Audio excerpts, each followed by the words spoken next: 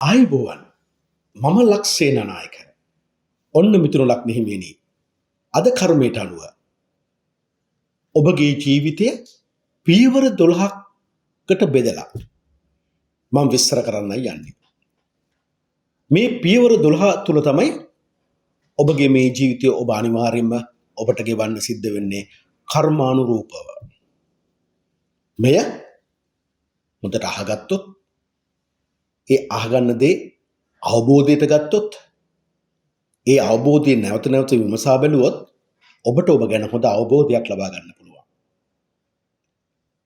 මිතුර ලග්න හිමියනි, කර්මානුරූපව ඔබගේ දියුණුව ලබන්න ඔබ අදිස්ථානශීලී විය යුතුයි. මේක තමයි ඔබගේ පළවෙනි පියවර. ඕනම වැඩ කටයුත්තක් නිකන් කරගන්න નિરાයාසයෙන් වෙනකම් බලන් ඉන්න එපා. අදිස්ථානශීලී විය යුතුමයි. වික්‍රමාන්විත ලෙසින් ක්‍රියාකාරී විය යුතුයි. උත්සාහය කිසිම විටක ඔබ අත නොහැරිය යුතුයි. ඔබගේ දියුණුව සඳහා ඔබ කා සමගත් සහෝදරත්වයෙන් යුතුව කටයුතු කරන්න ඕනි. එකට එක කිරීමෙන් එකට එක කීමෙන් ඔබ අනිවාර්යයෙන්ම වැළකිය යුතුයි. පරම්පරාවෙන් ආනිසා ඔබ උත්සාහවන්ත වෙනවාට වඩා හදවතින් ඔබ උත්සාහවන්ත වීමයි ඔබට ප්‍රතිඵල ලබා දෙන්නේ කර්මයට අනුව. කර්මය ඔබට පෙන්වා දෙන්නේ මිතුරු ලග්න හිමියනි, ඔබ අනුන්ගේ ඇදකුද හොය හොයා ඒවා උලුප්පමින් කතා කිරීමට යාම ඔබගේ පරිහානියට හේතු විය හැකියි. අනුන්ගේ ගැටලු දැකලා ඒවා විවේචනය කරමින් බැනවදිමින් ඔබ ජීවත් වෙන්න උත්සාහ කරන්න එපා කියන එකයි කර්මය කියන්නේ. කට ප්‍රවේශම් කරගත යුතුමයි. මොඳ කට තමයි වචනේ තමයි ඔබගේ මේ ආත්මය තුළ මේ ජීවිතය තුළ ඔබ වරද්දවන්නේ. බුදුන් වදාළ ධර්මයට අනුව මිතුරු ලග්න හිමියනි, නිර්වාණය ලබන්න හේතු වන කරුණු තුනෙන් එකක් තමයි. තවත් පැත්තකින් කිව්වොත් ඔබගේ ඊළඟ කර්මානුරූපව ඔබ මොන ජීවිතයක් ලබයිද? ඔබ තිරිසන් අපායට යයිද, අසුර අපායට යයිද, මනුෂ්‍ය ලෝකයට යයිද, දිව්‍ය උපතක් වේද, බ්‍රහ්ම ලෝකයට යයිද කියන ඒ කර්ම තීරණය කරන්න එක දෙයක් තමයි ඔබ වචනයෙන් කියූ දේ ඔබේ වස්තුව බවට පත් වෙනවා. ඒ අනුව තමයි ඔබගේ කර්මය නිර්මාණය වෙන්නේ. මේ කට නිසා ඔබට උපතින් ලැබී තිබෙන ගුණධර්ම විනාශ වෙන්න පුළුවන්. එවිට ඔබගේ ඉන්ද්‍රිය සද්ධාව නැතුව යන්න පුළුවන්. ඉන්ද්‍රිය සද්ධාව කියලා කියන්නේ මොකද්ද? ඇහෙන් දකින රූප වලට ඇලෙන්න පුළුවන්. කනින් අහන ශබ්ද වලට ඇලෙන්න පුළුවන්. නාසයෙන් දැනෙන සුවඳට ඇලෙන්න පුළුවන්. කයට දැනෙන පහසට ඇලෙන්න පුළුවන්. මනසට අරමුණු සිතුවිලි අල්ලගෙනම ඉන්න පුළුවන්. ඉන්ද්‍රිය සද්ධාව නැතුව යනවා. ඉන්ද්‍රිය වීරිය, සතිය, සමාධිය, ප්‍රඥාව ඔබට නැතුව යනවා. දැන් ඉන්ද්‍රිය සංවරය නැතුව ගිය ගමන් ඔබට වීරිය වඩන්න බැරුව යනවනේ. වීරිය වඩන්න ඕනේ මොකටද? කුසලයක් ඇති කරගන්නනේ. අකුසලයේ ප්‍රහාණය කරගන්නනේ. එතකොට ඔබ ඇහි, කනින්, නාසයෙන්, දිවෙන්, ශරීරයෙන්, මනසෙන් එන දේවල් තුල ඔබ මෝහය, ද්වේෂය, රාගය ඇති කරගත්තොත් මොකද වෙන්නේ? ඉන්ද්‍රිය සංවරය ඇති වෙන්නේ නැහැ. ඉන්ද්‍රිය සංවරය ඇති වෙන්නේ නැතුව ඔබට වීරිය වඩන්න බෑනේ. නූපන් අකුසලයන් උපද්දවා නොගැනීම පිණිස ඔබට ක්‍රියාත්මක වෙන්න බෑනේ. උපන් අකුසල ප්‍රහාණය කිරීම පිළිබඳව ඔබට ක්‍රියාත්මක වෙන්න බෑනේ. නූපන් කුසලයන් උපද්දවා ගන්න ඔබට කැමැත්ත ඇති වෙන්නේ නැහනේ. උපන් කුසලයේ පවත්වාගෙන යන්න මුලා නොවෙන්න, භාවනාව සම්පූර්ණ කරගන්න ඔබට කැමැත්ත ඇති වෙන්නේ නැහනේ. ඒ කැමැත්ත ඇති වෙන නම් ඉන්ද්‍රිය සංවරය අනිවාර්යයෙන්ම ඔබ ළඟ තියෙනවා. ඇහෙන් රූපයක් දැක්කට ඒ රූපයට මනාපකුත් අපනාපකුත් නැහැ. ඒ රූපය නැවත මට දකින්න ඕනේ නැහැ. ඔබ ඇහැ සංවර කරගන්න ඕනේ එහෙමයි. ඒත් එක්කම කනට ශබ්දයක් ඇසුනට ඒකට මනාපකුත් නැහැ අමනාපකුත් නැහැ. ඒ ශබ්දය නැවත මට හොන්නේ නැහැ. ඇහෙන්න ඕනේ නැහැ. එහෙම තමයි ඔබගේ කන සංවර කරගන්න ඕනේ. නාසයට ගඳක් සුවඳක් දැනුනොත් ඒකට මම මනාපකුත් නැහැ අමනාපකුත් නැහැ. නැවත ඒ මට දැනෙන්න ඕනේ නැහැ. එහෙම තමයි ඔබගේ සුවඳ නාසය තුල සංවර කරගන්න ඕනේ. දිවට රසයක් දැනුනාම ඒ රසයට මනාපකුත් නැහැ අමනාපකුත් නැහැ. නැවත මට ඒ රසය අත්විඳින්න ඕනේ නැහැ. එහෙම තමයි ඔබ සංවර වෙන්න ඕනේ. ඒත් එක්කම ඔබගේ ජීවිතය තුළ ඔබ පැහැදිලිවම ඔබ පරිස්සම් වෙන්න ඕනේ.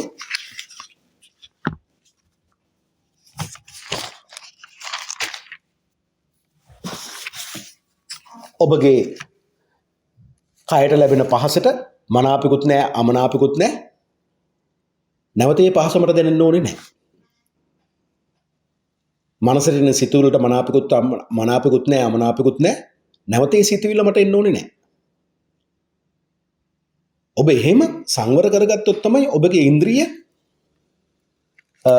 සංවරත්වය ඇති වෙන්නේ.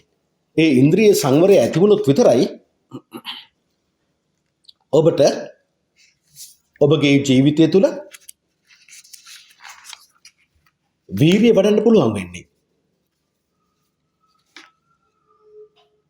ඒ වීරිය වැඩුවොත් විතරයි හොඳ සිහිය ඔබට පිහිටන්නේ. කය සංවර කරගන්න පුළුවන් වෙන්නේ. ඔබගේ වේදනාවන් සංවර කරගන්න පුළුවන් වෙන්නේ. ඔබගේ සිත සංවර කරගන්න පුළුවන් වෙන්නේ. ධර්මයේ අවස්ථානුකූලව ඔබට මෙනෙහි කරගන්න පුළුවන් වෙන්නේ සතිය තිබ්බොත් විතරයි. එහි මොනුත්නේ සමාධිය ඇති වෙන්නේ. මානසික කායික ඒකාග්‍රතාවය ඇති වෙන්නේ එහෙමයි. එතකොට ඔබට ප්‍රඥාව ඇති වෙන්නේ. හොඳ නරක වෙන් කරලා අඳුන ගන්න පුළුවන් නුවණ.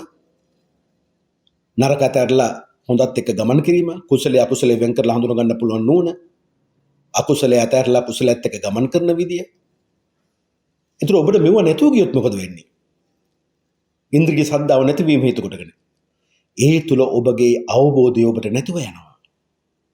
ඒ තුල සීලය ඔබට නැතුව යනවා. ධර්ම අවබෝධය නැතුව යනවා. දහම් කරුණු ඔබට පැහැදිලි වෙන්නේ නැහැ. ධර්මය දන්නවායි කියමින් ඔබ මුලාවටපත් වෙන මාන්නයක් ඔබට ඇති කරනවා. ඒ නිසා ඔබ සද්ධර්මයේ මුලාවටපත් වෙන්න පුළුවන්. බොරුව ඇත්ත විදිහට ඔබ සලකන්න පෙළඹෙන්න පුළුවන්. බඹසර අකමැත්තෙන් තමයි කරන්නේ බඹසර රැකීම. කට නිසා කිව් අයහපත් දෙයක් මුල් කොටගෙන මනසින් පසුතැවි ඔබට ඉන්න සිද්ධ වෙනවා. ඔබට නැත්තම් බිරිඳට ඔබගේ විවාහ ජීවිතය තුළ දරුණු රෝගාබාධාවන් නැති වෙන්න පුළුවන්. එහෙම නැත්තම් ඔබ දෙදෙනා අන්තිමට වචනේ මුල් කොටගෙන විරසකම් ඇති වෙන්න පුළුවන්. ඔබගේ දෝෂාරෝපණ මුල් කොටගෙන ඔබගේ බිරිඳ ස්වාමියා දුකට කනසලටපත් වෙන්න පුළුවන්. ඒ නිසාම මිතුරු ලග්න හිමියන්ට ගොඩක් වෙලාවට කතාව නිසා මිතුරු ලග්න හිමියා උමුතු වෙනවා. ඒ නිසා ජීවිත කාලයේ අවසානය මිතුරු ලග්න හිමියනි ඔබට මුලාවටපත් වෙලා මැරෙන්න සිද්ධ වෙනවා.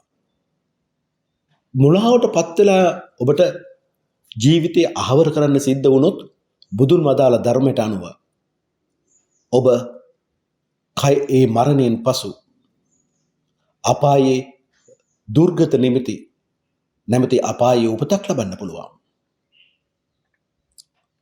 අංගුත්තර නිකායේ 10 වෙනි නිපාතයේ ආකෝෂ සූත්‍රය බුදුන් වහන්සේ වදාළ එකක්. වදාළ සූත්‍රයක්.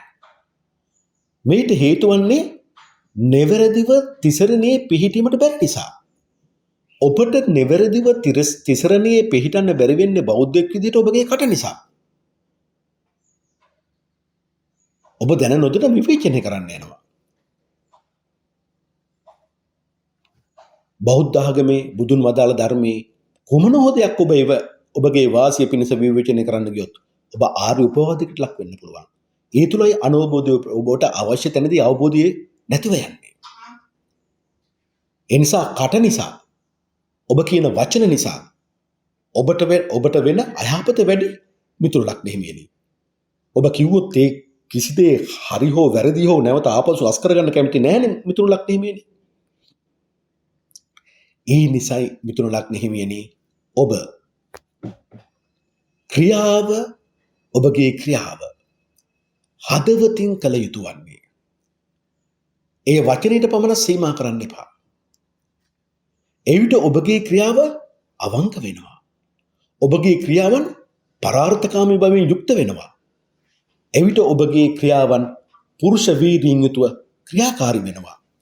කර්මයට අනුව අන්න ඔබේ දියුණුව ගිනි පෙත්තට ගෙන යන මාර්ගය. ඔබගේ ක්‍රියාව හදවතින් කරන්න ඕන, අවංක වෙන්න ඕනේ, පරාර්ථකාමී සිතුවිලි වලින් ඔබ යුක්ත වෙන්න ඕනේ, පුරුෂ වීරියෙන් යුක්ත වෙන්න ඕනේ. බැරි වෙලාවත් අනුන්ගේ වැරදි දැක දැක උලොප්පමින් එව්වා විවේචනය කරමින් ජීවත් වෙන කලාවෙන් ඔබ ඈත් වෙන්න ඕනේ. කර්මය අවසාන වශයෙන් ඔබට පෙන්වා දෙන්නේ පළවෙනි පියවරේදී. ඔබගේ කට නිසා ඔබ වෙනසෙනවා, විනාශ වෙනවා. හැබැයි අවංකත්වය නිසා ජීවිතයේ නැවුම් පිපිදීමක් සහිත දියුණුවක් ලබන්න ඔබ සුදුස්සෙක් බවට පත් වෙනවා කියන කතාව තමයි කර්මය ඔබට පැහැදිලිවම පෙන්වලා දෙන්නේ. දැන් මම මේ කතා කරන්නේ දෙවෙනි පියවර. මේ දෙවෙනි පියවර තුලදී පැහැදිලිවම කර්මයට අනුව ඔබගේ ගෙදර දොර ඉඩකඩම් දීපල යාන වාහන ගැන, ඔබගේ බලාපොරොත්තු ගැන, ඔබගේ අම්මා ගැන, මව් පාර්ශ්වයේ ඥාතීන් ගැන, රටේ ඔබට ලැබෙන වැදගත්කම, පිළිගැනීම, මේ වගේ දේවල් කතා වෙනවා.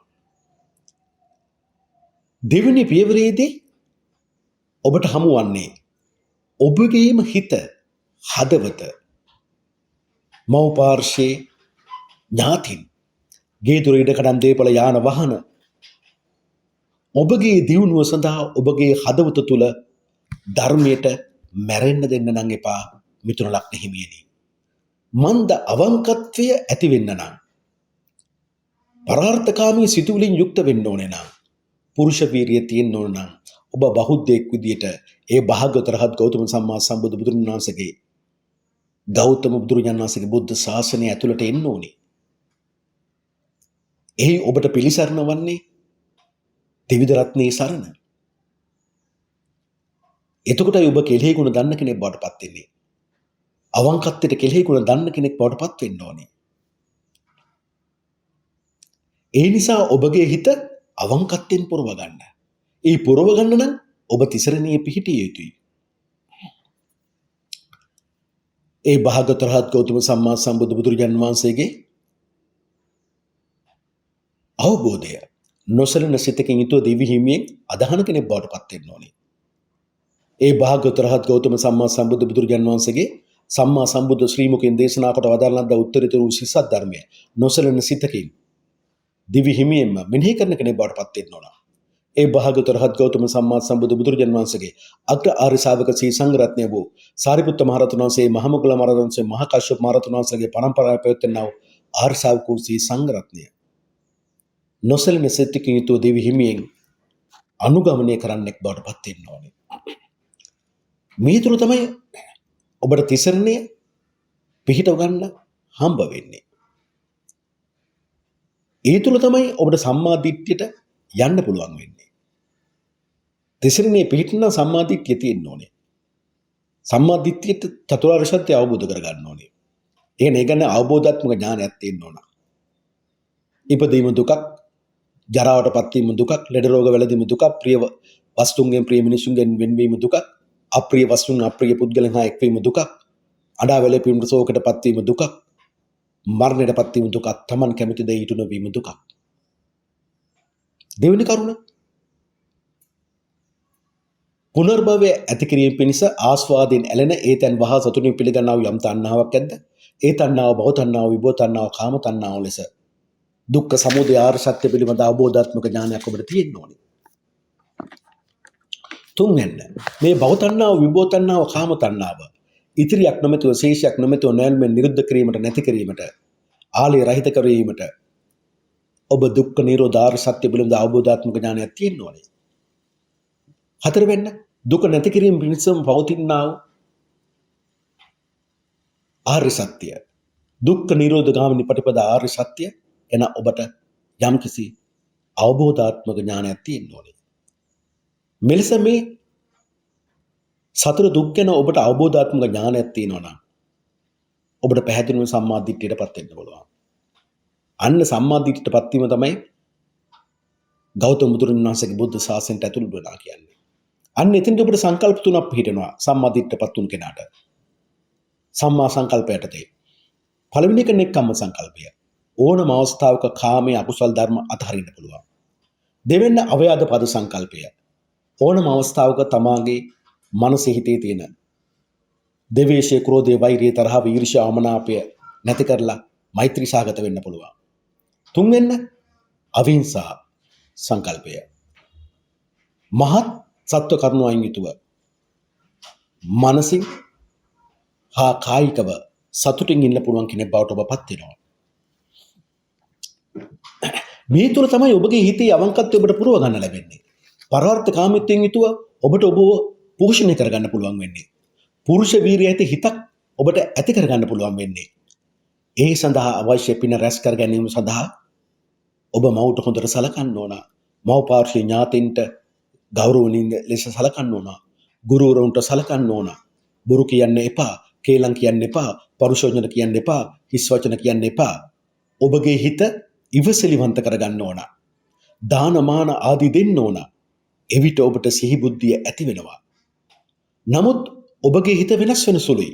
ඔබ ඒක දන්නවා මිතුරු ලග්න හිමියනි.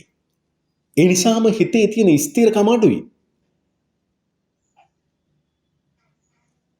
කෙටියෙන් කිව්වොත් එක දෙයක් ගැන එක අරමුණක් එක දිගට ඔබට එසේ තබා ගන්න බැරි වෙන්න පුළුවන්.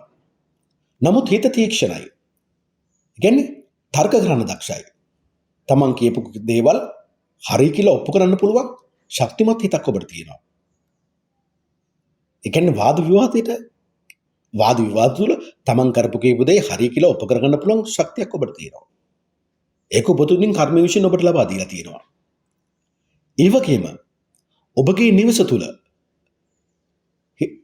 ඔබගේ හිත තුළ අපිරිසුදු වීම ඇති වෙන්න දෙන්න එපා. ඔබගේ නිවසට නම් මාරපාර්ශික අමනුෂ්‍ය බලපෑම ඇති වෙන්න දෙන්න එපා. ඔබගේ හිත කඩා වැටෙන්න දෙන්න එපා. මාරපාර්ශික සිතුවිලි ඔබගේ හිතට අතීතය වර්තමානය තුළ ශෝක ජනක සිතුවිලි ඔබගේ හිතට ඇවිල්ලා. ඒ නිසා ඔබගේ නිවස තුළ මත්පැන් භාවිතයෙන් වළකින්න ඕන. ඔබත් මත්පැන් භාවිතයෙන් වළකින්න ඕනේ. මොකද අමනුෂ්‍ය දෝෂ වලට මූලික වෙන එක තමයි මත්පැන් භාවිතය. අමනුෂ්‍ය වෙන්නේ මොකද මිතුරු ලග්න හිමියනේ? මේ පංචශීලයේ කඩන නිසා. අපිත් පංචශීලයේ කැඩුවොත් ඒ අමනුෂ්‍යෝ හිතන්නේ අපි ඒගොල්ලන්ගේ මිතුරන් කියලා. කිසිම හේතුවක් නිසා හොරකම් කරන්න එපා. රැවටීමේ මුදල් හොයන්න යන්න එපා. ලස්සන කතාවක් තියෙනවා මිතුරු ලග්න හිමියනේ. සූකර කත සූත්‍රයේ. මේ සූකර කත කියන මේ ගල්ලෙන මහා කාශ්‍යප මහරහතන්ගේ කාලේ ඉඳන් තිබුණ එකක්. මහා කාශ්‍යප මට සමා වෙන්න. කාශ්‍යප බුදුරජාන් වහන්සේගේ කාලේ ඉඳන් තිබුණ එකක්. කාශ්‍යප බුදුරජාන් වහන්සේ පාරිභෝග කළ වස්තුවක් ඒක. භාවනා කරන්න ඉන්න කරන්න. හැබැයි මේක කාලයක් ඇවැවෙන් පසු කාශ්‍යප බුදුරජාන් වහන්සේගේ කාලෙන් පසු මේක වැහිලා ගියා. ඌරෙක් ඇවිල්ලා තමයි නැවත හාරලා මේ ගල්ලෙන හොයාගත්තේ. මේ ගල්ලෙන අපේ ගෞතම බුදුරජාන් වහන්සේ විවේක සුවයෙන් ඉන්න තෝරාගත්ත ස්ථානයක්. මෙතනින් තමයි මේ කතා සංවාදය ඇති වෙන්නේ. බුද්ධියෙන් අග තැන්පත් අග්‍ර මහා ශ්‍රාවක සාරිපුත්ත මහරහතන් වහන්සේ සමග බුදුරජාන් වහන්සේ. දවස බුදුරජාන් වහන්සේ සාරිපුත්ත මහරහතන් වහන්සේගෙන් අහනවා බුද්ධ ශාසනයට බුදුරජාණන් වහන්සේට උත්තරීතර ගෞරවයක් අපරිමිත ගෞරවයක් මහරහතන් වහන්සේලා දක්වන්නේ ඇයි කියලා. එතකොට සාරිපුත්ත මහරහතන් වහන්සේ මෙසේ පිළිතුරු දෙනවා. ස්වාමිනී භාග්‍යතුන් වහන්සේ නිවන අවබෝධ වෙච්ච නිසාමයි නිවන අවබෝධ වීම තමන්ට ප්‍රත්‍යක්ෂ වූ නිසාමයි ඒ රහත් භික්ෂුව භාග්‍යතුන් වහන්සේ කෙරේ අප්‍රමාණ ගෞරවකින් යුක්ත වෙන්නේ. බුද්ධ ශාසනය කෙරේ පමණක් මිලකල් නොහැකි ආදරයක් පවතින්නේ. බුදුරජාන් වහන්සේ ඒ පිළිගන්නවා. නිවන දකින්නවා කියන ස්ථිරසාර අදහස දකින්න නිසාමයි මහරහතන් වහන්සේලා තථාගතයන් වහන්සේට පරම ගෞරවයක් දක්වන්නේ. ස්ථිරයි මම දුකෙන් මිදෙනවා කියලා. එලෙසම ඔබටත් ඔබගේ හිතට දැනෙන්න ඕන මට දුක නැති කරගෙන ඉදිරියට යන්න පුළුවන් කියලා. ඒ හිතේ තියෙන පූර්ණ අවබෝධයත් පරාර්ථකාමී බවත් පුරුෂ වීරියත් පරම ගෞරවයක් ලෙස ඔබ දකින්න ඕනේ. අනේ මගේ අවංකත්වය. එදා ඒ භාගත රහත් ගෞතම සම්මා සම්බුදු බුදුරජාන් වහන්සේ පූර්ණ අවංක කෙනෙක්. සාරිපුත්ත මහ රහතන් වහන්සේ මහ මොග්ගල්ලාන මහ රහතන් වහන්සේ මහා කාශ්‍යප මහ රහතන් වහන්සේගේ පරම්පරාවෙන් පෙරෙන්නව ඒ ආර්ය ශ්‍රාවක සංඝ රත්නයත් ඒ රහතන් වහන්සේලාත් හරිම අවංකයි පරාර්ථකාමී පුරුෂ වීරියෙන් වැඩ කටයුතු කළේ. ඔබ ඔබගේ හිත කඩාවැටෙන හැම අවස්ථාවකම හිත වෙනස් වෙන හැම අවස්ථාවකදීම ඔබ හිතක පරිපූර්ණ කරගන්න ඕනේ අන්න ඒ විදිහටයි මිතුරු ලක්න හිමියනේ. එවිටයි ඔබට බුදුරජාන් වහන්සේම වදාළ ඔබගේ මව දිව්මන් බුදුන් මෙන් මහා බ්‍රහ්මයන් ලෙස සලකන ඔබගේ මව ඔබ ජාත කොට හැදූ වැඩූ දේ වෙනුවෙන් ඔබට ණය ගවන්න පුළුවන් වෙන්නේ. අන්න එවිටයි ඔබට ඔබගේ උපන් ගෙදරට ගමට රටට සේවය කරලා ණය ගෙවා දමන්න පුළුවන් වෙන්නේ. අන්න එවිටයි ඔබට සසර දුකෙන් මිදෙන්න දොරගුළු විවෘත කරගන්න පුළුවන් වෙන්නේ. මේ සඳහා ඔබට අවංක බව අවශ්‍යමයි. අවංක භාවය ඇති කරගන්න ඔබ වීරිය වඩන්න ඕන. ඒකට එකතු වෙන්න ඕන අර බුදුරජාන් වහන්සේට ඒක හිතින් අපරිමිත ගෞරවයක් දක්වන ඔබ තුල සද්ධා ඉන්ද්‍රිය වැඩෙන්න ඕනේ. ඉන්ද්‍රියයන් සංවර වෙන්න ඕනේ. ඇස සංවර වෙන්න ඕනේ, කන සංවර වෙන්න ඕනේ, නාසය සංවර වෙන්න ඕනේ, දිව සංවර වෙන්න ඕනේ, කය සංවර වෙන්න ඕනේ, මනස සංවර වෙන්න ඕනේ. ඔබ එලෙස ඔබ ඉන්ද්‍රිය සංවර වෙද්දී හිතේ තියෙන කෙලෙස් සංසිඳෙනවා. මොකද මේ දෙවෙනි පියවර ඔබගේ නිවස. ඔබ වීරිය වඩන්නේ සිහියෙන් වෙන්න ඕනේ. සමාධියෙන් වෙන්න ඕනේ. ඔබ වීරිය වඩන කෙනෙක් වුණොත් තමයි ඔබට සිහිය පිහිටන්නේ. සිහිය පිහිටනෙන්නේ මානසික ඒකාග්‍රතාවය, ශාරීරික ඒකාග්‍රතාවය ඇති කරගන්න පුළුවන් සමාධිය ඔබට ඇති වෙන්නේ. එවිට මිතුරු ලග්න හිමියනි ඔබ උපන් ගෙදර, ඔබ උපන් ගමේ, ඔබ උපන් රටේ පිළිගත හැකි ගෞරවනීය අයෙක් බවට පත්වන්නේ. දැන් මං එනවා තුන්වෙනි පියවරට. ඔබගේ උත්සාහය, වීරිය අවංක වෙමින්, පෝෂණය වෙමින් නුවණින් යුතුව ක්‍රියාත්මක විය යුතුයි. තුන්වෙනි පියවර කතා කරන්නේ ඔබගේ නුවණ, ඉගෙනීම, ක්‍රීඩාව, කලාව, ඔබගේ ආදරය, ඔබගේ දරුවන් ගැන.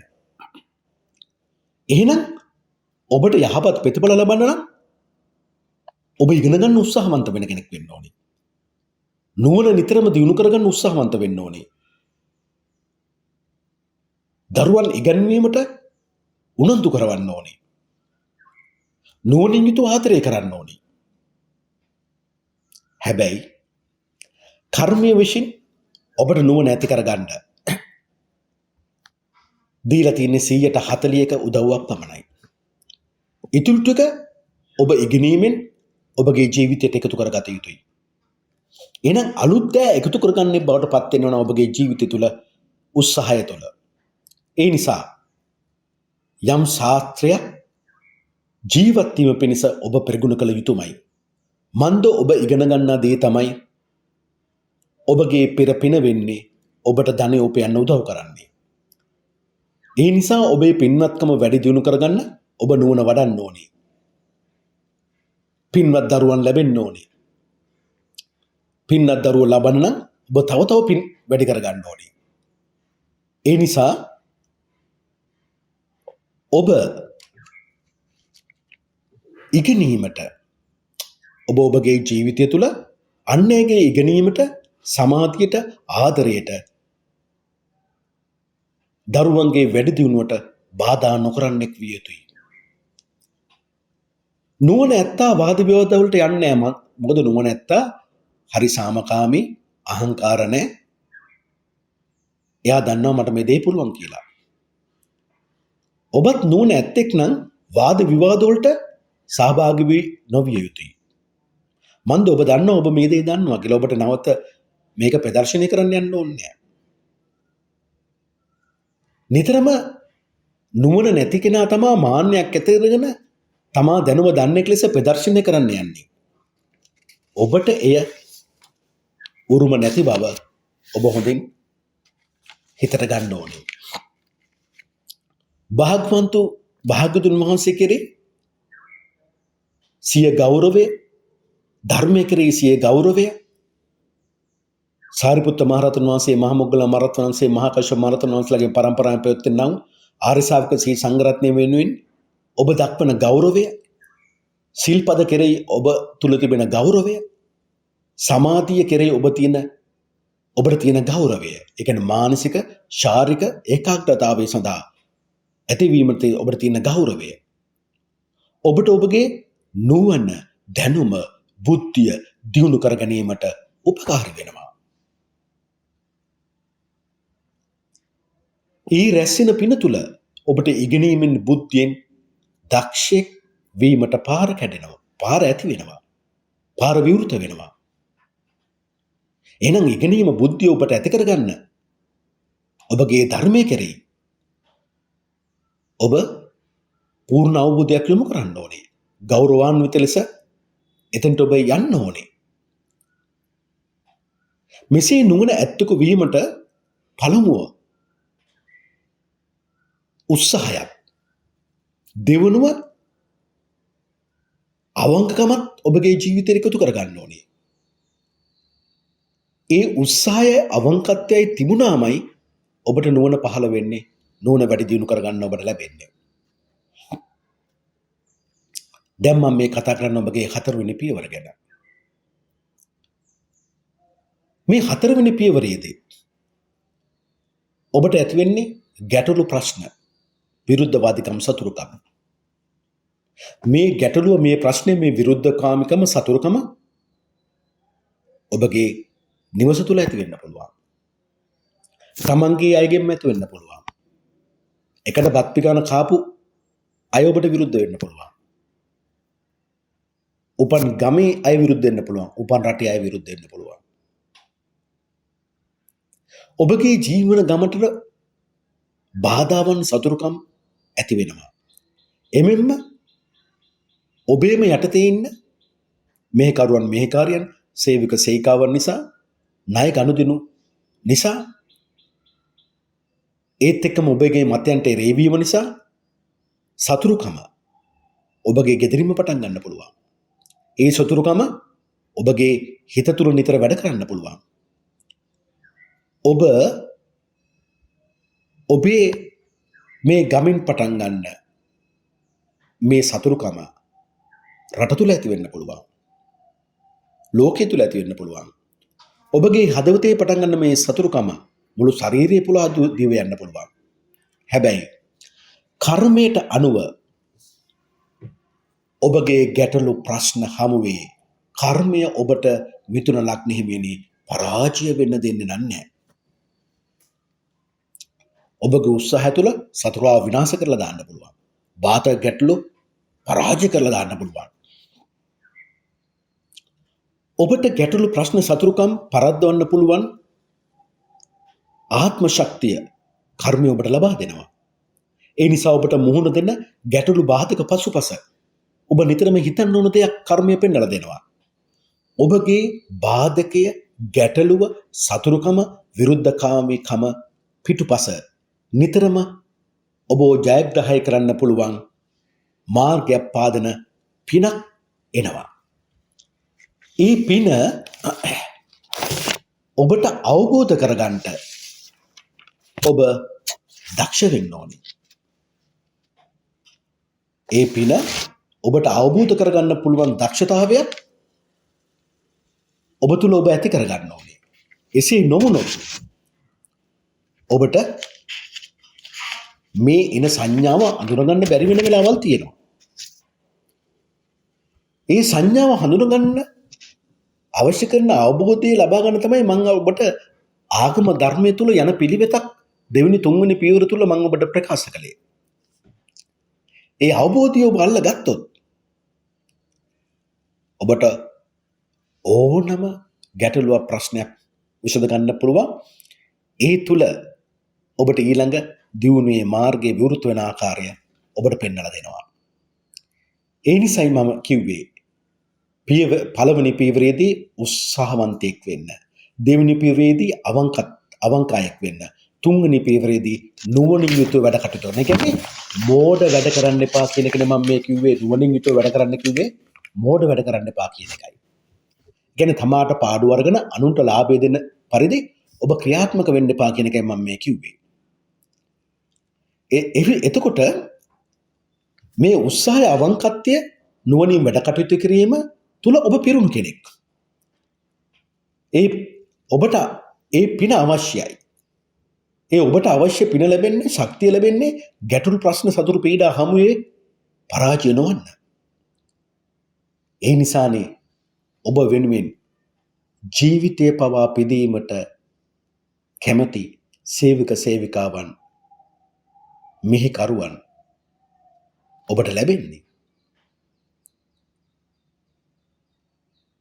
ඔබගේ අමාරුම කාලයේදී ඔබගේ මව ඔබ සමග සිටින්නේ. ඔබට අමාරු කාර්යවලදී මුදලින් ශ්‍රමයෙන් ඔබට හතුරා පවා උදව් කරන ඉදිරිපත් වෙන්නේ. දැන් මම මේ කතා කරන්නේ ඔබගේ පස්වෙනි පියවර ගැන. කර්මයට අනුව ලිංගතුකම, ආදරය පිළිබඳ වටිනාකම දැනෙන්නේ ඔබ කා සමගත් එක්ව සහයෝගයෙන් සමගියෙන් වැඩ කරන විට. විවාහයටපත් වෙන නෝනගෙන්, ස්වාමියාගෙන් ආදරය ඔබට අනිවාර්යයෙන්ම ලැබෙන්න ඕනේ. එහෙම නැතුනොත් ඒක මහ දුකක්. එකට එක්ව ටීම් එකක් විදිහට වැඩ කටයුතු කරද්දී, කණ්ඩායම් හැදීමේ වැඩ කටයුතු කරද්දී, හවුල් කටයුතු වැඩ කටයුතු කරද්දී ලිංගතුකම අනිවාර්යෙන් ඔබට ලැබෙන්න ඕන. මා සමග එහෙම වැඩ කරන අය නුවණින් යුක්ත වෙන අයත් වෙන්න ඕනේ ඔබට ප්‍රතිඵලදායී තත්ත්වයක් ලබන්න. ඒකයි එකට එක්ව සහයෝගයෙන් සමගියෙන් වැඩ කරන විට ඔබ ඉගෙන ගත්ත දේ ඔබට උදව් කරන්නේ දියුණුව පතා යන්න. ඔබ දන්න දැනුම අන් අය අතරේ බෙදා හරින්න ඔබට අවස්ථාව ලැබෙන්නේ. ජන සමූහයක් මැද ඉන්න විට ඔබ දැනුම ඇත්තෙක් ලෙස ඔබට මහජනයාගේ අන් අයගේ ගෞරවය ලැබෙන්නේ. මහජනයට කරන සේවය තුලින් ඔබට ධනය, කීර්තිය දෙකම ලබන්න පුළුවන් වෙන්නේ. ඔබගේ අපක්ෂපාතී බව ඔවුන් අතර බොහෝ ඇගීමට පත් කරන්නේ. ඒ නිසායි ඔබගේ විවාහය තීරණය කරන විට ගැටලු වලට හසු නොවී, බාධක වලට හසු නොවී හොඳ සිහියෙන් ඔබ තීරණය කළ යුත්තේ ඔබගේ සංවිධානයට, ඔබගේ ව්‍යාපාරයට හවුල්කරු තෝරගද්දී ඔබ නුවණින්තුව ක්‍රියාත්මක වෙන්න ඕන. හොඳ සිහියෙන් ක්‍රියාත්මක වෙන්න ඕන තීරණය ගන්න. ඒ සඳහා ඔබ ප්‍රඥාවන්ත වෙන්න ඕනේ. ඔබගේ හවුලට, ව්‍යාපාරයට, පක්ෂයට, සංවිධානයට කෙනෙක් ඔබ එකතු කරගන්නා විට හැඟීම් වලට ගැති නොවි මනා නුවණින් බුද්ධියෙන් යුතුව තීරණ ගැනීමමයි ඔබට සුබදායී වන්නේ. ඔබගේ ජීවිතේ පිටකොන්ද වෙන්නේ එතනයි. දියුණුව රඳා පවතින්නේ එතනයි. ඔබගේ ජීවිතේ සමබරතාවය රැකෙන්නේ එතනයි. මහජනයාගේ සහයෝගය ලබන්න, හවුල්කරුගේ උපකාරය ලබන්න, ඥානවන්ත පින්නැති බිරිඳක් ස්වාමියෙක් ලැබෙන්න නම් ඔබ අනිවාර්යෙන්ම කය සංවර කරගත යුතුමයි. විදීම් සංවර කරගත යුතුමයි. සිත සංවර කරගත යුතුමයි. ධර්මය ගැන නිතර සිහිය පිහිටවා ගන්න කෙනෙක් වෙන්න ඕන. මේ සඳහා ත්‍රිවිධ සුචරිතය, කාය සුචරිතය, වාචික සුචරිතය, මනෝ සුචරිතය ඔබ තුළ ඇති වෙන්න ඕනේ. මනෝ සුචරිතය කියන්නේ වැරදි වැඩවලට යන ගතිය නැති කරන එක. කාය සුචරිතය කියන්නේ පව් වැඩවලට කය යොදා ගන්න නැතිකම. වචනයේ සුචරිත වෙනවා කියන්නේ පව් සිද්ධ වෙන දේවල්, අකුසල් වෙන දේවල් නොකිය ඉඳීම. වචනේ පරිසමාර්ථාර්ථයෙන් ගත්තාම බොරු නොකිය ඉඳීම, කේලම් නොකිය ඉඳීම, පරුෂ වචන නොකිය ඉඳීම, හිස් වචන නොකිය ඉඳීම. හැබැයි කර්මය තුල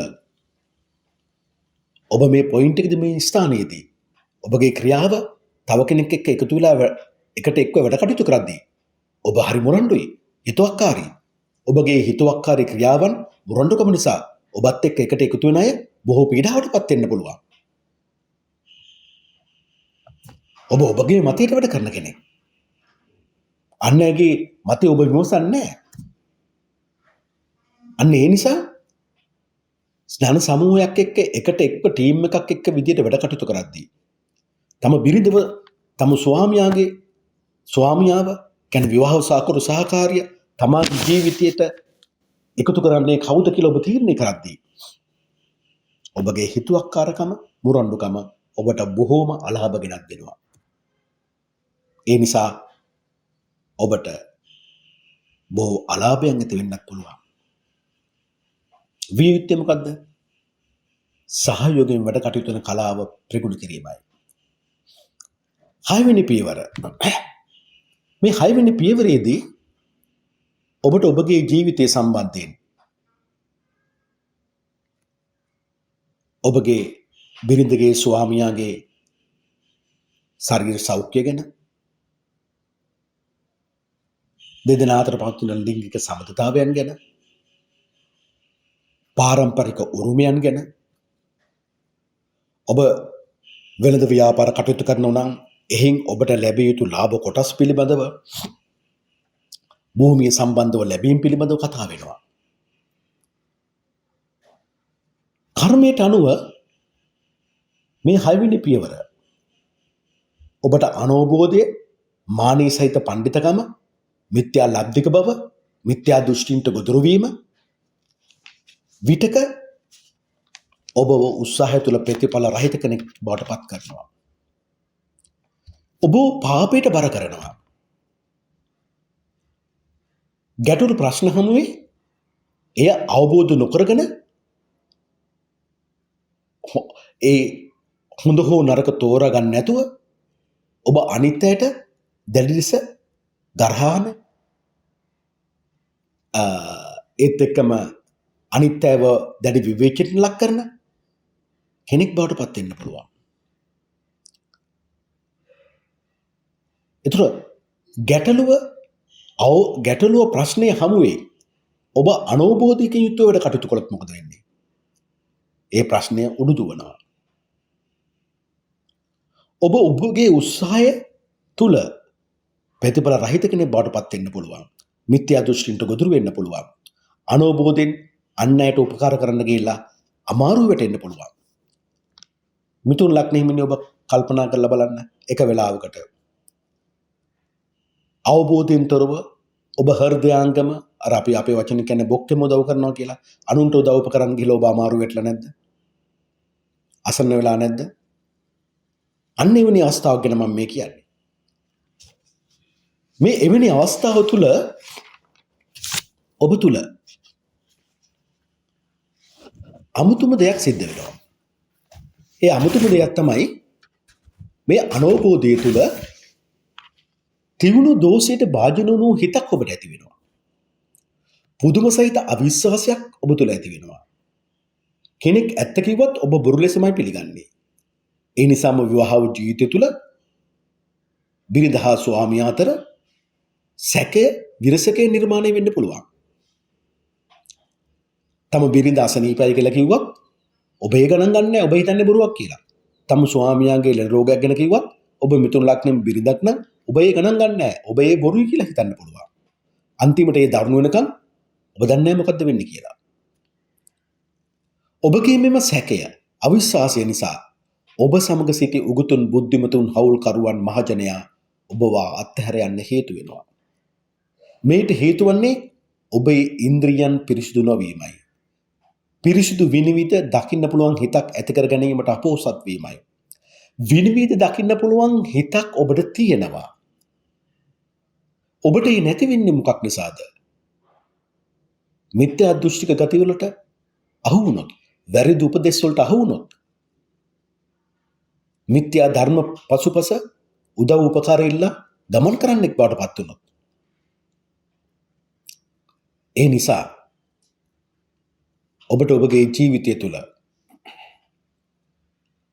මේ ඉන්ද්‍රිය පිරිසුදුකම නැති වෙන්න නම් දෙන්න එපා. එහෙනම් වැරදි උපදෙස් තුළ නොමග යන්න එපා. මිත්‍යා දෘෂ්ටීන්ට අහු වෙන්න එපා. පීවසියෙන් හැම දෙයක්ම දකින්න පුරුදු වෙන්න ඕනේ. ඔබට තිබෙන විනිවිද පෙන්න හිත නිතර පොලිෂ් කරගන්න ඕන, පිරිසිදු කරගන්න ඕනේ. ඒ ධර්ම අවබෝධය තුලින්. මේන් කියවෙන්නේ කෙටියෙන්ම මිතුරු ලග්න හිමියනි, ධර්මයෙන් පිටපැන්නොත් ඔබ අනාතයි. ඔබ අමාරුවේ කියන කතාව තමයි මේන් ඔබට කියවෙන්නේ. මිතුරු ලග්න හිමියනි, අවිශ්වාසයේ සැකේ නිසා ඔබ ළඟ තියෙන අනතුර, අලාභය, රැවටීම ඔබ දකින්නේ නැහැ. දකින විට ඔබ බොහෝ පරක්කුයි. ඒ දකින විට ඔබට උදව් කරන්න කිසිවෙකුත් නැහැ. එනම් කර්මයට අනුව ඔබේ සතුරා ඔබගේ අනවබෝධයයි, ඔබගේ මානයයි මිතුරු ලග්න හිමියනි. ඔබගේ මිත්‍යා ලබ්ධික බවයි, මිත්‍යා ආකල්ප, මිත්‍යා ඇදහිම් පසුපස හඹා යෑමයි. ඔබේ හිතුවක්කාර මුරුවන්ඩුකම ඇති වෙන්නේ අසිහියෙන් වගේ, සිහිය අඩුකම නිසාමයි. දැන් ඔබට මං කතා කරන්නේ මිතුරු ලග්න හිමියනි, 7 වෙනි පියවර.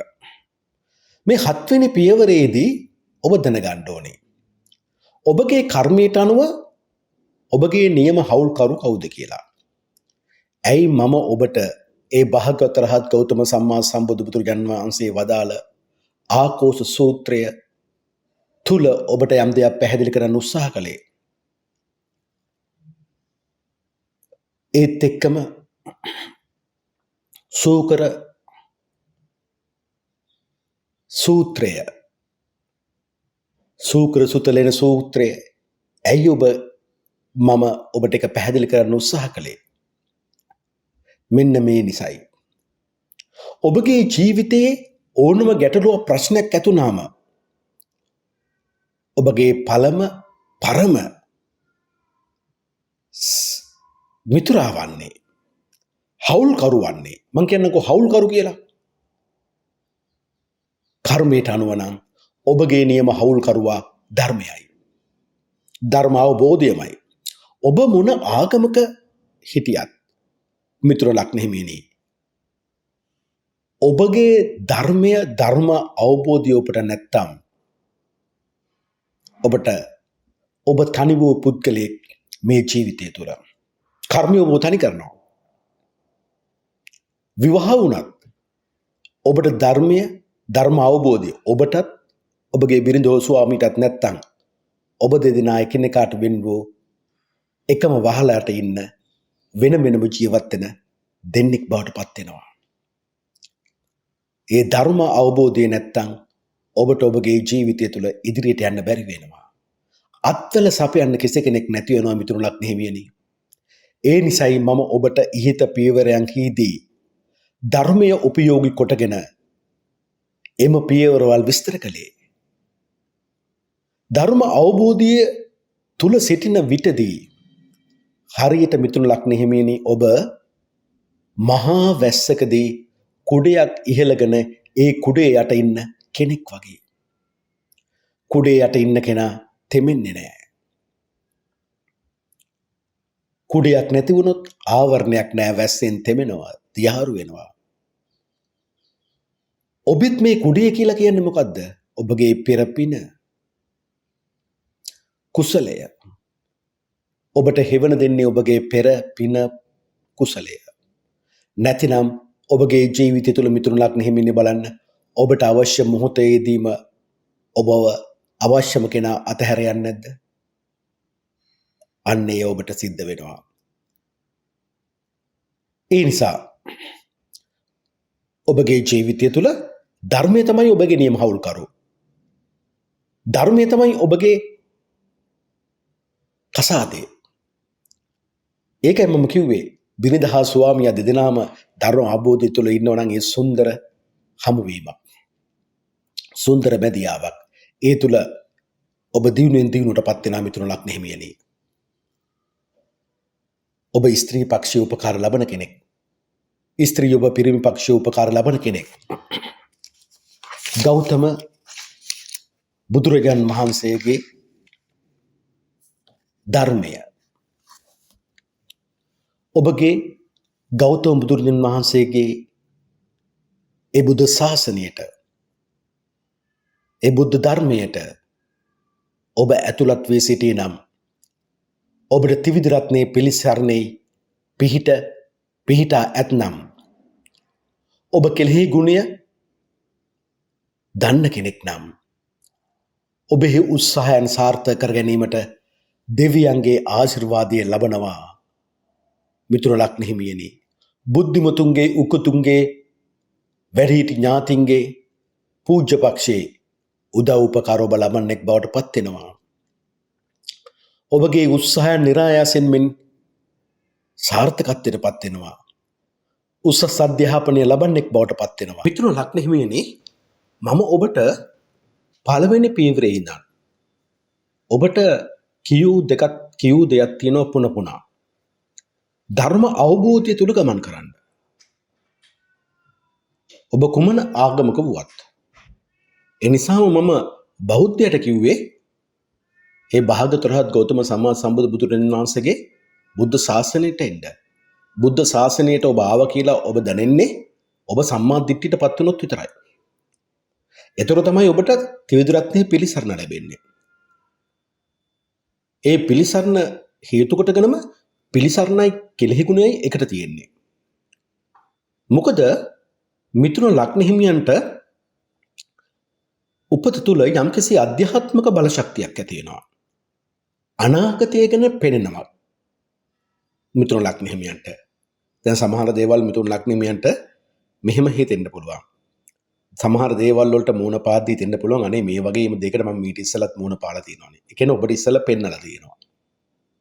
ඒ නිසා ඒ ඔබට නිකන් ලැබෙන අධ්‍යාත්මික බලශක්තිය ගැන තුල ඔබට පෙන්වන්නේ ඔබගේ අනාගතය ගැන. අනාගතයේ වෙන්න තියෙන දේ ගැන පෙන්වන්නේ. ඒ විට ඒ පිනක් ඔබට ලැබෙන. එතකොට ඒ පින ඔබ වැඩි දියුණු කරගත්තොත් ඔබගේ ජීවිතයට එකතු කරගත්තොත් ධර්ම අවබෝධය ඇති වෙන විට ඔබ තුල කරුණාගතිය ඇති වෙනවා. උසස් තත්ත්වයක් කරා යාමට උද්‍යෝගිමත් හිතක් ඔබට ඇති වෙනවා. ඒත් එක්කම නිදහස් ගතියක් ඔබට දැනෙනවා. සාමාන්‍යයෙන් ඔබ නිදහස් වෙනුවෙන් සටන් කරන කෙනෙක්. න්‍යාය ධර්ම හොතට තේරෙන්න පටන් ගන්නවා. ඔබ දන්න දේ, ඉගෙනගත්ත දේ සම්පූර්ණ ලෙසින් නිදහස් ලෙස කතා කරන්න ඔබ දක්ෂයෙක් වෙනවා. ඒකයි මම කිව්ව හොතට ඉගෙන ගන්න දැනුම වඩන්න කියලා. හැබැයි ඔබේ කතාවට බාධා කරන විට උසස් කෙනෙක් වුණත්, බුද්ධිමත් කෙනෙක් වුණත්, උගත් කෙනෙක් වුණත් ඔබට ටිකක් නොයසෙන තද ගතියක්ද ඔබට ඇති වෙනවා. දැන් මම මේ කතා කරන්නේ ඔබගේ ජීවිතයේ වැදගත් ස්ථානයක්. මේක ඔබට ලැබෙන්නේ 8 වෙනි පියවරේදී. මේ 8 වෙනි පියවර ඔබට කර්මයට අනුව එකතු වෙන්නේ සිය වෘත්තීය කටයුතු වලදී. සිය තනතුරේදී. සිය නායකත්වයේදී. සිය රාජකාරියේදී. සිය වගකීමේදී. මේ 8 වෙනි පියවරේදී කර්මයට අනුව ඔබ වඩා සිහියක් නැතුව පියවි අවබෝධයෙන් තොරව අනවබෝධයෙන් එක පැත්තකින් අනිත් පැත්තෙන් වැරදි උපදෙස් තුල මිත්‍යා අවබෝධයන් සහිතව ඔබ ක්‍රියාකාරී වෙනවා.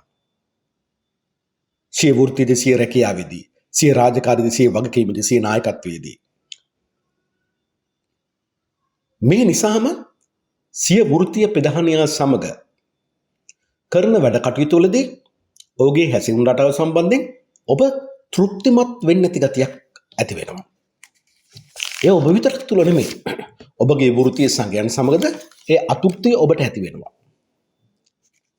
ඒ අතෘප්තිය ඔබට ඇති වුණාම ඔබට උන්හා සමග සමගියෙන් වැඩ කටයුතු කරන්න බෑ.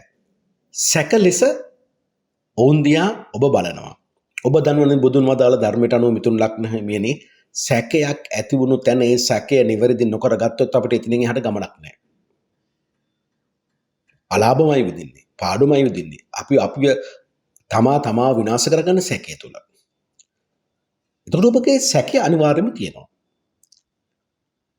ඒ සැකයට අමතරව ඔබ ප්‍රමාණීය ඉක්මවමින් ඔබගේ වෘත්තීය කටයුතු සකසුරුවන්කමක් ඇති කරගන්න හදනවා. මෙහෙමයි වියදම් කරන්න ඕනේ, එකට මෙහෙමයි මුහුණ දෙන්න ඕනේ. නමුත් මේ සකසුරුවම්කමට අන්‍යගේ උදව් උපකාරය ලැබෙයිද කියන එක සැකයි. ඒත් එක්කම ඔබ ඔබගේ වැඩපිළිවෙලක් අනුව වැඩ කටයුතු කරන්නයි කැමති. මෙන් අදහස් කරන්නේ මොකද්ද? මිතුරු ලග්න හිමියට තවත් කෙනෙක් යටතේ වැඩ කටයුතු කරන්න අමාරුයි කියන කතාව. ඒ නිසා අර වෘත්තීය මට්ටමේ තියෙන දියුණුව අඩු වෙන්න පුළුවන්. ඔබගේ ඒ ඉන්න වෘත්තීය තත්ත්වය තුළ තෘප්තිමත් වෙන්නේ නැතුව අවිශ්වාසයෙන් අනුන්ගේ වැරදි බලන හිතක් ඔබට ඇති වෙනවා. අන්න ඒ තමා වෙන කොපමණ දෙයක් කළත් ඔබට ඒ ඔබගේ හිතට ඒක මදි. ලෞකික ලෝකයේ තුල ප්‍රායෝගික නොවන සකසුරුවන්කමක් ඔබ අත්හදා බලන කෙනෙක්. ඔබගේ වෘත්තිය ඒ නිසා ඒ වෘත්තිය තුල නායකත්වයේ තුල රාජකාරී වගකීම් තුල අවුල් වැඩි වෙනවා. ඒ අවුල් වැඩිවීම තුල මොකද්ද වෙන්නේ? ඒ වෘත්තියේ සාර්ථකත්වය අඩු කරනවා. ඒ රාජකාරී වගකීමේ සාර්ථකත්වය අඩු කරනවා. තමා හිතන දැන් තමාට හිතෙනවා තමාට විතරයි මේ රාජකාරී වගකීම් හරියට කරන්න පුළුවන්. අනිත් අයට කරන්න බෑ. වගකීමක් බාර දීලා ඒ වගකීම හරියට එනවද කරනවද නැද්ද කියන එක බලන් ඉන්න තරම් ඔබට හයියක් නැහැ. ඒ නිසා සියලු වැඩ කටයුතු ඔබම බදා ගන්නවා.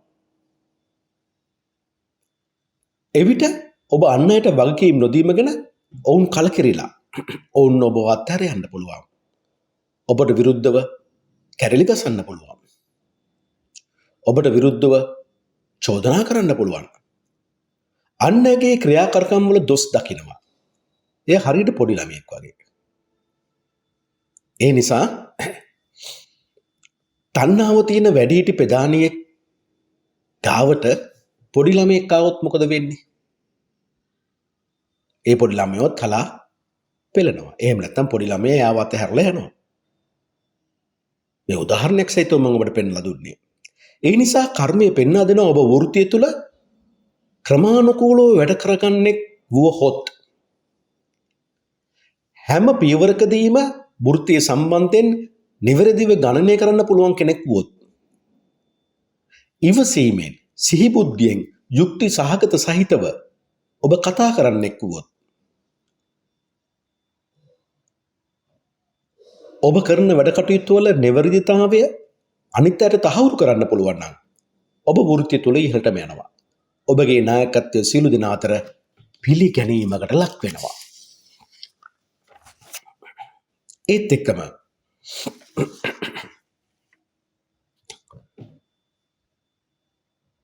ඔබගේ වාසනාව කොතනදද ඔබට උදව් වෙන්නේ? සමාජය තුලින් එන්න පුළුවන්. එහෙනම් ඔබ සැමට කල්යාණ මිතුරෙක් බවට පත් වෙන්න ඕනේ. ඒතර ඔබ අධ්‍යාත්මික බලයකින් යුත් ආගම දහමට බොහෝබර බොහෝලැදි නපුරු වචන නොකියන සමාජයේ අසරණ අය වෙනුවෙන් දයාව පෙන්න කෙනෙක් බවට පත් වෙන්න ඕන. ඔබ සමාජයේ ජය ගන්න නම්, මිතුරු සමූහයක් ඇති කර ගන්න නම්, ඔබ හරි ධර්මකාමී පුද්ගලයෙක් බව තමයි එතනට දැනෙන්න ඕනේ. ඒ සමාජයට දැනෙන්න ඔබ හරියට දෙවියෙක් වගේ. මොහුට මෑට පුළුවන් අපිව ගලව ගන්න, අපට නිවැරදි මඟ පෙන්වන්න. සමාජයට හිතවත් වෙන කෙනෙක්. එම්ම හිතවත් වෙන ශක්තියක් කර්මය තුලින් ඔබට දීලා තියෙනවා. මිතුරන්ට හිතවත් වෙන කෙනෙක්. සමාජයට සේවය කරන්න, මහජනයාට සේවය කරන්න ආස කරන කෙනෙක්. දැන් මෙතනින් අදහස් කරන්නේ ධර්මානුකූල පුද්ගලයන් එක්ක ඔබට එකට ඉන්න පුළුවන් කියන කතාව. ඒතර ධර්මයේ තුල ප්‍රගතියක් ලබන්නත්, ඒ තුල සමාජයේ කටයුතු සාර්ථක කරගන්නත්, සුවකීය ධෛර්යයෙන් කටයුතු කර සමාජීය කටයුතු මෙලද ව්‍යාපාර කටයුතුෙන් දිනුව ලබන්න ඔබට හැකියාවක් තියෙනවා. ඔබට එසේ කරන්න පුළුවන්. ඔබ සාධාරණ වෙලෙන්දෙක්. මිනිසුන්ගෙන් ගසා ගන්න කැමති නැති කෙනෙක්. නියම මහජන සේවකයෙක්. ඒ නිසා මහජනයා අතරට යන විට ඔබ කවදාවත් බොස් කෙනෙක් වෙන්න එපා. මේ මිතුරු ලග්න හිමියට තියෙන කර්මයට අනුව බොස් කෙනෙක් වෙන්න ගිය හැම වෙලාවම අසාර්ථක වෙනවා. එතකොට ඔබට ප්‍රශ්නයක් ඇති වෙන්න පුළුවන්, මට බොස් කෙනෙක් වෙන්න බැරිද? නායකයෙක් වෙන්න බැරිද? පුළුවන්. ඔබ හැම තිස්සෙම අන් අය අතරේ වෙන්නේ හිටින්න ඕනේ.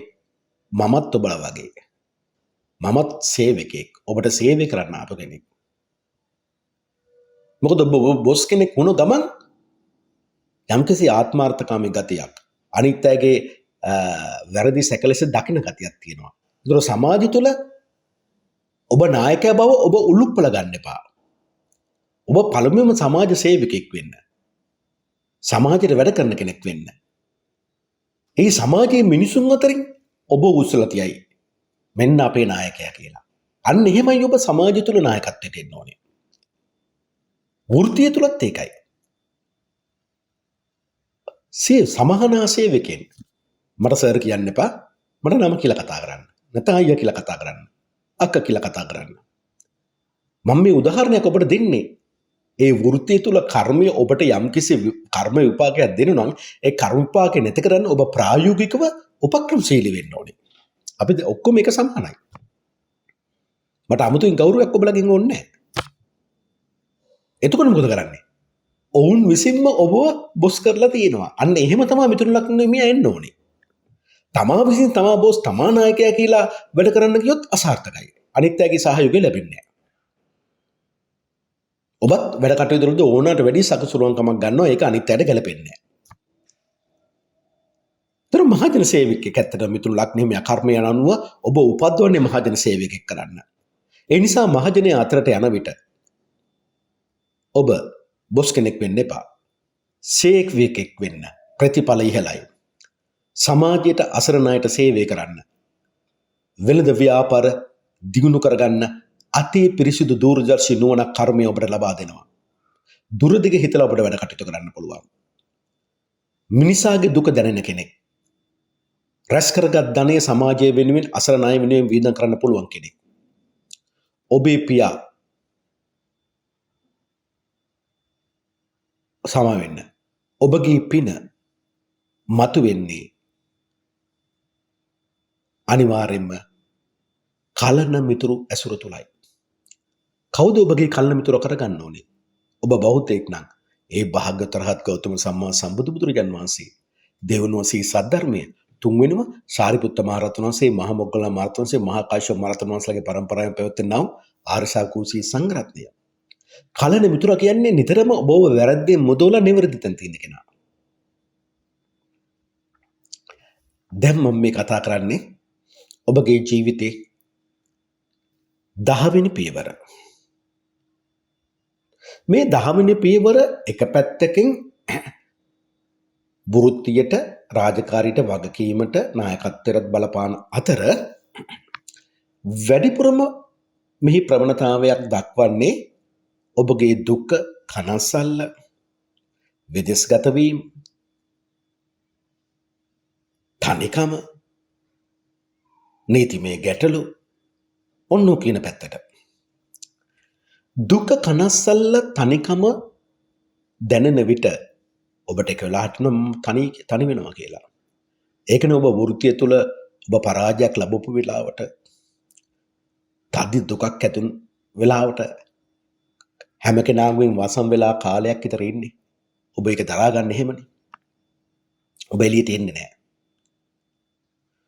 වෘත්තිය තුළ ඔබට ඇති වෙන දුක අහන්න කිසිවෙක් නැහැ කර්මය විසින් ඔබට දීලා. එවිට කර්මය ඔබට මෙසේ ප්‍රකාශ කරනවා. ඔබට මේ හැකියාවක් තියෙනවා.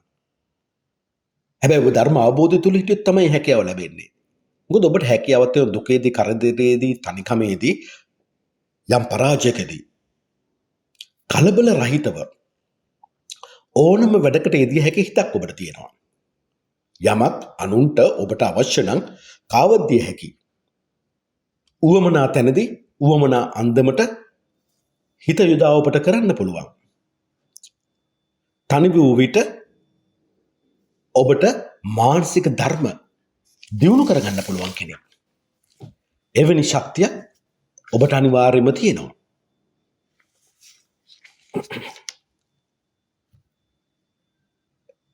කරන කටයුත්ත කරන්න ඔබට ඉවසීම, සිහිබුද්ධිය අනිවාර්යයෙන්ම තියෙන්න ඕනේ. ඔබ දුකේදී, කරදරේදී, තනිවීමේදී විවේකීව සිටින විදියට හොඳට ප්ලෑන් කරන දක්ෂයෙක්. සැලසුම් කරන දක්ෂයෙක් ඔබ. ඒ නිසා ඔබට ඔබව කළමනාකරණය කරගන්න පුළුවන් හැකියාවක් කර්මය විසින් දීලා තියෙනවා. ඒ ඔබ ප්‍රයෝජනෙට ගන්න ඕනේ. දැන් ඊළඟ පියවරට මම එන්නේ. දැන් මෙතන ලග්න හිමියන්ට නීතිමය ගැටලු චෝදනා නැත්තේද නොවේ කර්මයට අනුව. හැබැයි ඒ ඔබට පාලනය කරගෙන ජයග්‍රහණය කරන්න පුළුවන්. ඇයි ඔබ කලබල වෙන්නේ නැහැ? ඕමනා තැනදී ඕමනා අන්දමට හිත යොදලා සැලසුම් කරලා ඒ වැඩ කටයුතු සාර්ථක කරගන්න පුළුවන් හැකියාවක් කර්ම විසින් ඔබට දීලා තියෙනවා. දැන් මම මේ කතා කරන්නේ ඔබගේ 11 වෙනි පියවර. දැන් ඔබගේ සැබෑම මිත්‍රයා කවුද කියලා ඔබ දන්නවද? හොඳට කල්පනා කරලා බලන්න. කර්මයට අනුව ඔබගේ සැබෑම මිත්‍රයා වෙන්නේ කුමක්ද? ඔබ ඔබගේ වෘත්තීය තත්ත්ව තුළදී හොඳින් කල්පනා කරලා බලන්න. රාජකාරීයේ වගකීමේදී වැඩ කටයුතු කල් දාන ගතියක් නැද්ද ඔබට?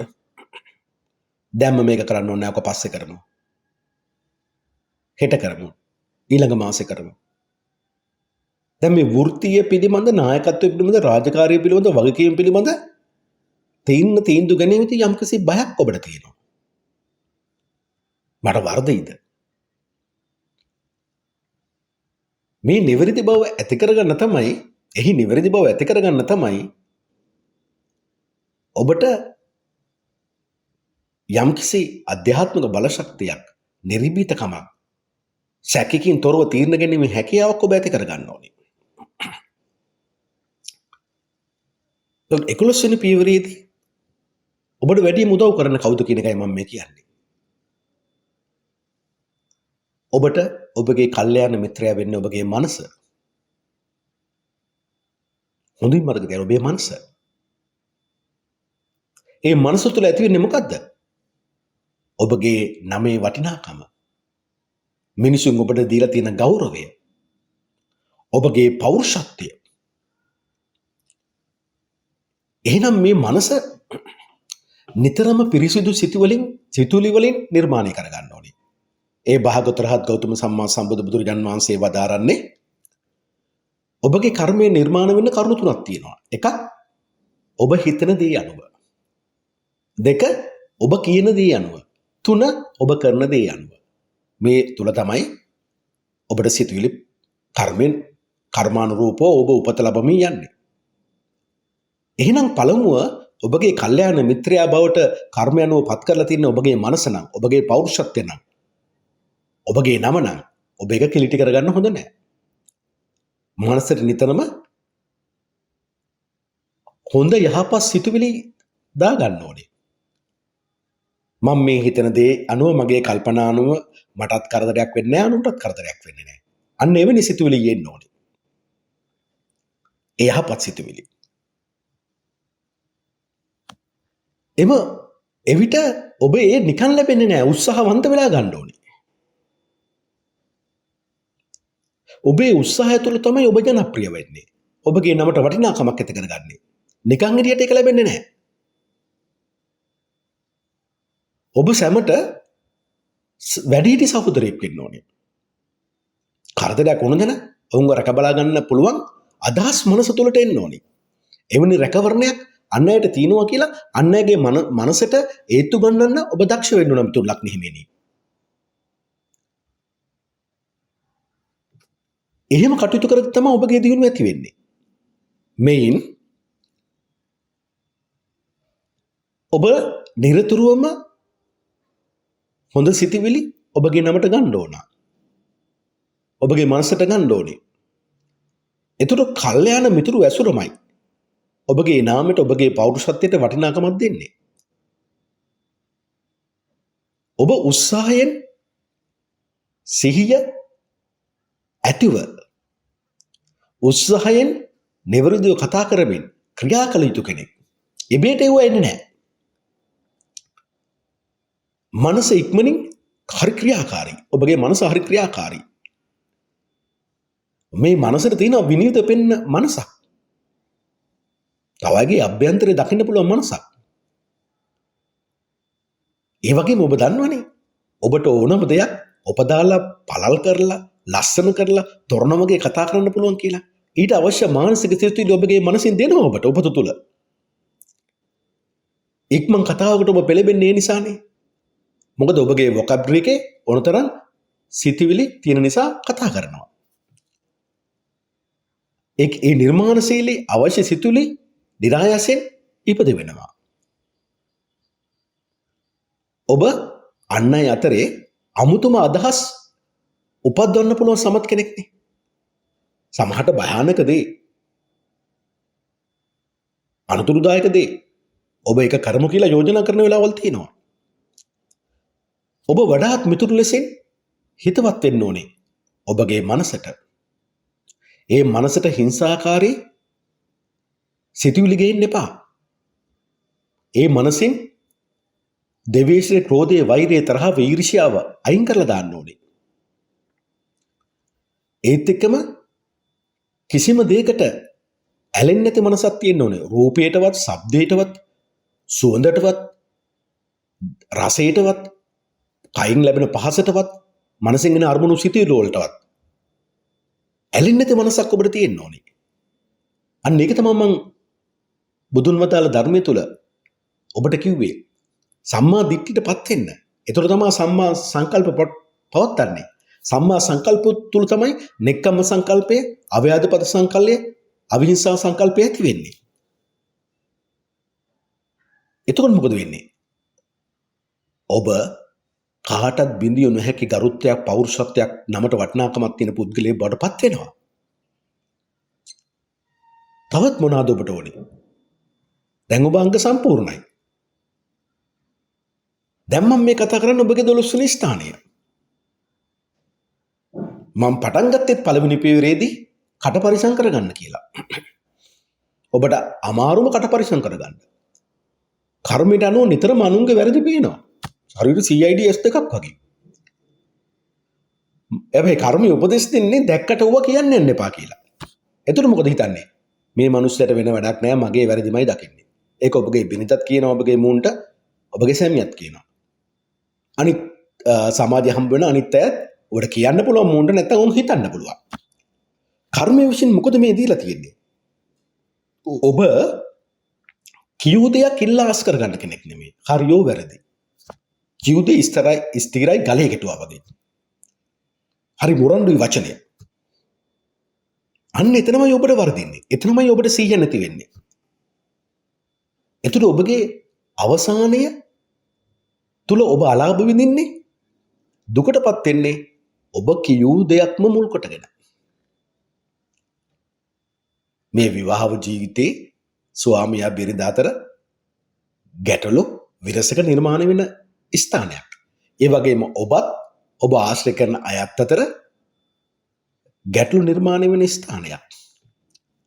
එක්ක ඔබ කියනවා එහෙම නැත්නම් නිහඬව ඉන්නවා. හැබැයි එතන ඔබගේ වචනේ තුල හිතුවක්කාරකමක් මොරොන්දුකමක් තියෙනවා. කිව්වොත් කිව්වා. ගලේ කෙටුවාගේ. ඒක වෙනස් කරගන්නේ නැහැ. මෙයයි ඔබට අවාසිය.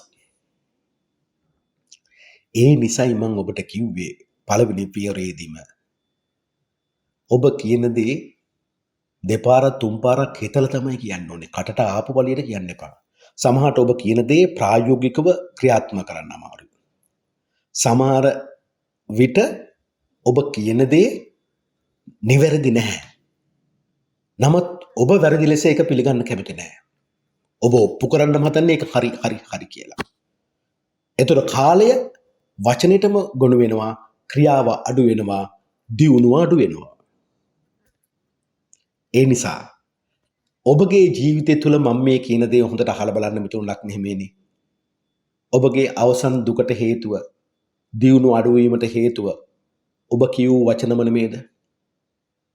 සමහර වෙලාවට ඔබ කරන දේ කතාවට විතර සීමා කරලා අතහැරපු වෙලාවල්, නිශ්ශබ්දුණු වෙලාවල් වැඩි නැද්ද? අන්න එතකොට මොකද ඔබට වෙන්නේ? ඔබගේ දියුණුව අඩු වෙනවා. ඔබගේ සාර්ථකත්වය අඩු වෙනවා. මතක තියාගන්න. ඔබගේ ජීවිතයේ ආරක්ෂාව ඔබට දෙන්නේ ඔබ කියූ වචනමයි. ඔබට යහපත් මනසක් දීලා තියෙනවා කර්මය තුළ. යහපත් ක්‍රියාකාරීත්වයකුත් දීලා තියෙනවා. හැබැයි ඔබ වරද්දගන්න වචනේ.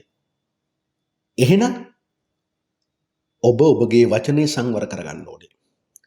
මුසාවාදා සිල්පදේ හරියටම රකින්න ඕනේ. බොරු කියන්නේ නැහැ. කේලම් කියන්නේ නැහැ. හිස් වචන කියන්නේ නැහැ. පරුස වචන කියන්නේ නැහැ. කෙනෙක්ගේ හිත මම රිද්දන්නේ නැති මිනිස්සෙක්. දෙදිනෙක්ව මම කොටවන්නේ නැහැ.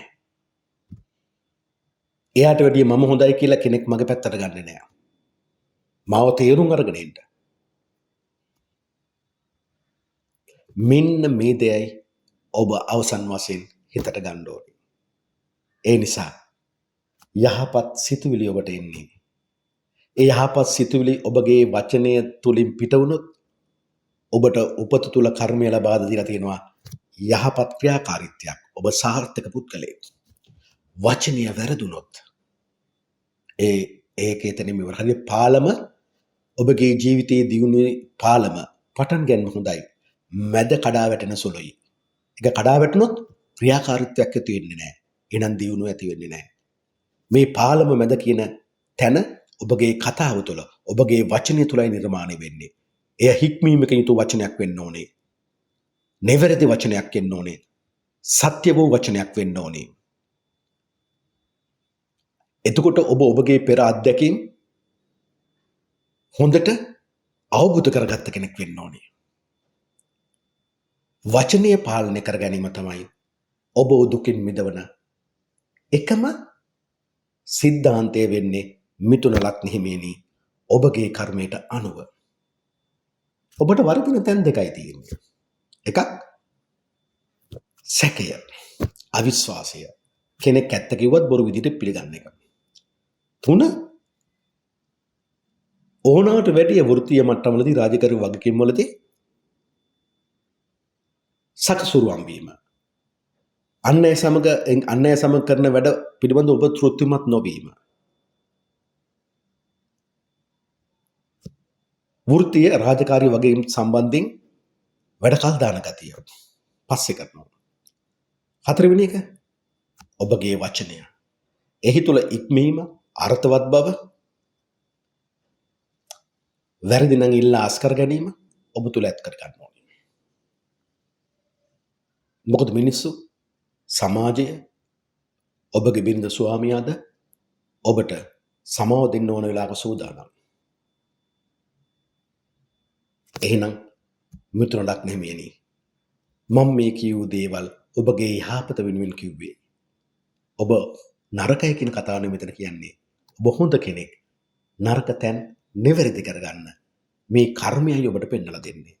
ඔබ සැමට තෙරුවන් සරණයි. දෙවි පිහිටයි.